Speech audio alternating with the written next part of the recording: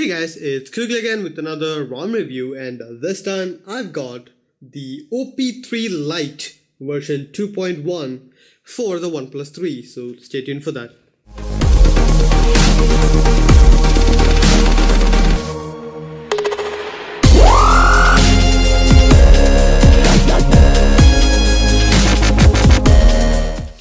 So guys, the OP3 Light is a stock-based ROM for the OnePlus 3, and it's one of those ROMs which is debloated, and it doesn't have a lot of extra stuff. It is a Aroma installer, so you do get a choice in whatever is there. So yeah, let's get started now. First of all, what you would see here is the lock screen, which is pretty nice. I do have my fingerprint installed. I have been using this for some time now. I do have a few stuff to talk about in this ROM because there are two kernels available in this ROM in the Aroma installer. One is the Elemental X kernel by Flat2, which is a really nice kernel, by the way, and there is a stock kernel version. Now stock kernel will fancy those who want stock features like dash charging and the stock camera application and all that stuff, so that is also available if you so choose to have that. So yeah, let's get to the about phone page. Now first of all, what you would see here is the device is this is the OnePlus 3, 6 GB of RAM, storage is this, Android 6.0.1, so that is the only version available right now, so nothing special there. This still has the security patches of June 1st, although the July patches have been released, but hey, this is based on the Android OxygenOS version 3.2.1. As I've said, this is a stock-based ROM, and the stock version used in this one is 3.2.1, so that is really nice to have. So yeah, let's get to the settings now. First of all, just want to tell you guys, the settings are nothing special. It's just what you would expect out of any other stock OnePlus 3 ROM, so nothing special. Display has all the stuff like ambient display, which I personally do use. Proximity wake, font size, I've kept it small because I like more real estate with that, so yeah, that is also available. Sound and notification alert slider does work, so that is a stock feature. Elemental X, I'm pretty sure it doesn't work there, but hey, that's just a month away, so yeah. Memory, all that is working. Customization options are available where you can enable the dark mode as I have right now, and you can also change the accent color to something else. That is also available there. Any notification is available, and you do have per app notification selection here. Charging cycles can be selected here, so that is really nice. Status bar options, you can also enable, disable whatever is available in the status bar, so pretty nice to have.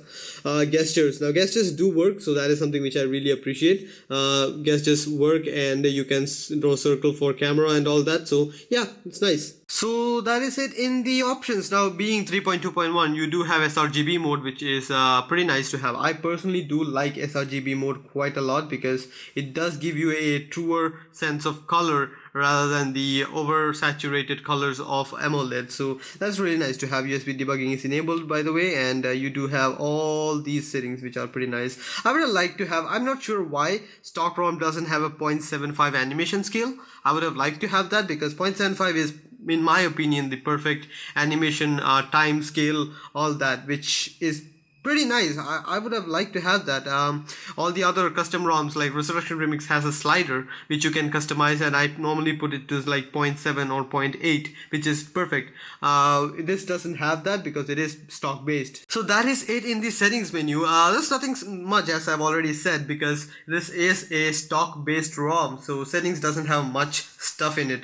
Now as you can see, I have actually selected the 440 DPI setting from the Aroma launcher, so you can see I do have all the icons as a smaller option, so you do have that. So just so you guys know, there are three options in the Aroma launcher, which is 400, 440 and the default 480, and 480 is just too big and 400 is too small. In this particular package, which is the 2.1, 400 doesn't really work. 400 just sets it to 440, but I can right now see there is a new version available, which is 2.1.1, which has that fixed. I'm not entirely sure if it's fixed or not because I haven't gotten the file yet, but for you guys to know, it is available there. Now let's get started on the applications. Now this is a debloated debloated ROM, so you have most of the G apps are not here. I had to install a lot of stuff like Android Pay, BT test mode, Messenger, all of that is not here. You can't find that here. I still don't have a Messenger because I don't use Messenger a lot. So yeah, just so you guys know, that is still a thing. You don't have Drive. Engineers mode is not available, which was pretty good for a developer, so that's really good. Hangouts is not there. Gmail was not there. I wanted Gmail to be there, but yeah, it's not there. SwiftKey factory settings, SwiftKey is removed. SwiftKey is actually a selectable option. You can actually enable or disable that. As with live wallpapers, you can also enable or disable that as you want. In the latest version, it has also been noted that the Super SU application is now systemless. So systemless means you can actually disable or enable the Super SU as you need, and it integrates with your system nicely. So that is something which I'm looking forward to. I really want that. Apart from that, it's exactly same as the version 2.1. So for those who can live without that, you can just use this and have no problems. And yeah, you can save 800 megs. So yeah, I would have liked to have an update package with this, like an OTA update, kind of like how I do it in my Z3 with the slim 2.0 ROM. So that would be really cool, but hey, it's up to the developers. So that is it in the options. Now, something which I really appreciate in this ROM is that it does support multi-window, which is well, the same implementation you saw in the Resurrection Remix ROM. So you can see in the you can see that thing there. You can actually select multi-window here, and you have 2 multi-windows. So pretty nice to have. This is better than not having any multi-window, but again, this is going to be more of a beta style stuff than what you would see. So just it is available for you guys if you really need that. I have had some luck with this. I have used it a fair bit, and I kind of did like it. So I really don't have a problem with that. So yeah, pretty nice to have. It also, in the Aroma installer, it does have the AdBlock host files enabler, but I chose to not use that because for AdBlock I normally use Min. Where is that? There is another application which is expose based, so that one does work out better than any other application which I've used, so I kind of use that. I wouldn't be needing that. Now the difference between the stock kernel OP3 Light and the Elemental X OP3 Light is kind of a mixed bag for me. I prefer the stock based one because it is more stable in my opinion, because with the Elemental X I had a few problems with the with general usage, because and also with this ROM in general, there have been a few areas where it stuttered, because for example, when I have a lot of stuff enabled, when I have a lot of things on background, it causes a bit of stutter here and there. So that's something there. I just wish to have that eliminated, so it kind of does cause a bit of a problem. So yeah, just for you guys know, with the stock kernel, it's exactly same as what you would expect out of a stock ROM. Nothing special. The battery life is normal, the experience is normal, and the performance is normal.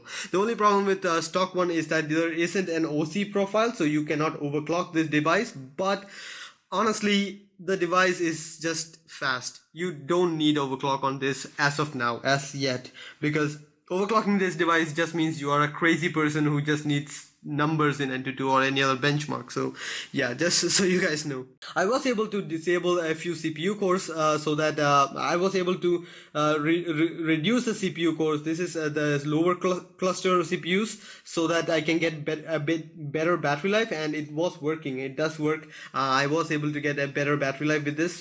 So that much is it in the stock kernel. With the Elemental X 0.7, which is the latest one, you do have a bit more customizability. You do need the Elemental X application, which is almost same as whatever other like Trickster mod or Kernel Auditor. I personally prefer Kernel Auditor because that is something which I started with, and it really worked for me. Something which I noted with the Elemental X kernel is that during the benchmark test which I had, of course the score wasn't very different. The score was almost exactly same. I mean, maybe 50 points different, 50 points more or less difference in the Elemental X kernel.